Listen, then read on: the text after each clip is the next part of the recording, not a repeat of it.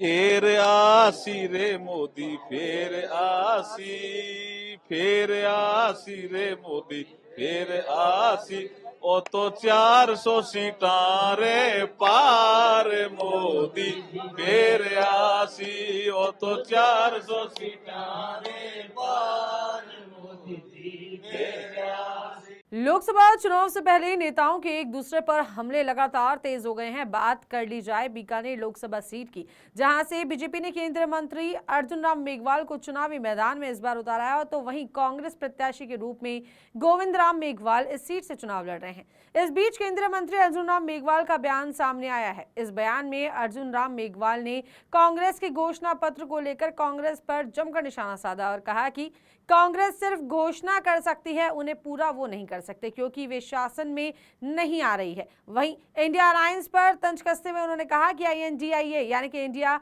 ए यानी अलायंस गायब हो गया है। ममता बनर्जी अलग लड़ रही हैं, अरविंद केजरीवाल अलग लड़ रहे हैं और राहुल गांधी के सामने वायनाड में कम्युनिस्ट पार्टी का उम्मीदवार मजबूती से खड़ा है। क्या कुछ कहा है उन्होंने, सुनिए। कांग्रेस केवल घोषणा ही कर सकती है, पूरा वो कर नहीं सकती क्योंकि वो शासन में आ नहीं रही है, सबको पता है और उनको भी पता है। उनको भी पता है क्योंकि उन्होंने जब INDIA बनाया तो उसमें से ए गायब हो गया। ए का मतलब अलायंस, वो इसलिए गायब हुआ, ममता बनर्जी अलग लड़ रही है, अरविंद केजरीवाल भी अलग लड़ रहे हैं, और जहां राहुल गांधी वायनाड में चुनाव लड़ रहे हैं ना, उनके सामने कम्युनिस्ट पार्टी का आदमी खड़ा है जी मजबूती से। ये कैसा गठबंधन है जी? ये मुझे लगता है ठगबंधन है। भारतीय जनता पार्टी का गठन 6 अप्रैल 1980 को हुआ था। मुंबई में एक राष्ट्रीय अधिवेशन हुआ और वहां एक उद्घोष किया था अटल बिहारी वाजपेयी जी ने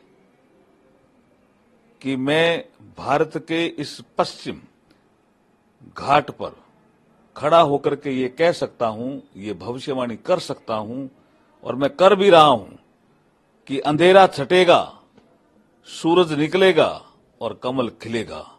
अटल जी की भविष्यवाणी सही सिद्ध हुई। वहीं बीजेपी प्रत्याशी अर्जुन राम मेघवाल ने अपने चुनावी रैली बीकानेर के ग्रामीण इलाके कोलायत से शुरू की, जहां पर उन्होंने जनता के प्यार को जीत में बदलने का दावा किया। साथ ही उन्होंने मोदी के 400 पार के आंकड़े पर एक गाना भी गाया, फेर आसी रे मोदी फेर आसी वो तो 400 सीटों रे पार मोदी। फेर आसी रे मोदी फेर आसी, फेर आसी रे मोदी फेर आसी, ओ तो 400 सीटां रे पार मोदी फेर आसी, ओ तो 400 सीटां रे पार मोदी जी फेर आसी। साथ ही बीकानेर सीट से बीजेपी उम्मीदवार अर्जुन राम मेघवाल ने PM नरेंद्र मोदी के खिलाफ तमिलनाडु के CM MK स्टालिन के बकवास झूठ बयान की निंदा की। उन्होंने पलटवार करते हुए कहा कि भारत की जनता PM के साथ है और अमेरिकी सर्वेक्षणों के मुताबिक वह दुनिया के सबसे लोकप्रिय नेताओं में से एक है।